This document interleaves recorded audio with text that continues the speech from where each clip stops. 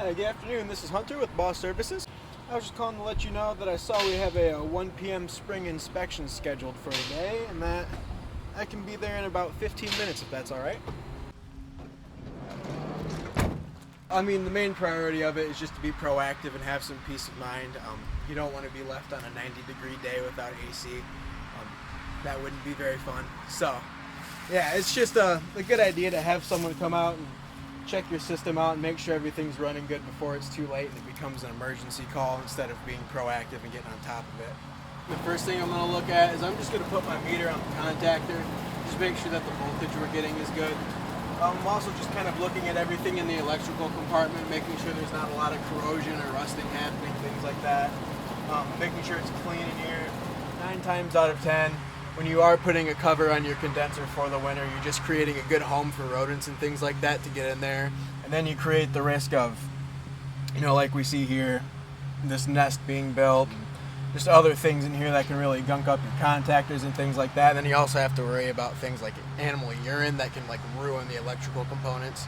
So it's something to be mindful of. And we have a cleaner, a solution that we mix with water. And what we do is we just rinse this down first, trying to get most of the bulk of the actual dust, cottonwood type of stuff off of here like that. And then we spray it on. And what that's going to do is it's just going to kind of eat away at all of the sediment and debris and things like that that are in the fins. And then we'll rinse that out, and then should be good to go.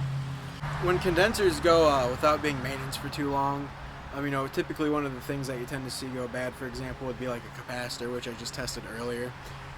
It's pretty common to see those changed out every handful of years, and sometimes you have your oddballs where I've ran into 20-year-old condensers and the capacitor is perfectly fine.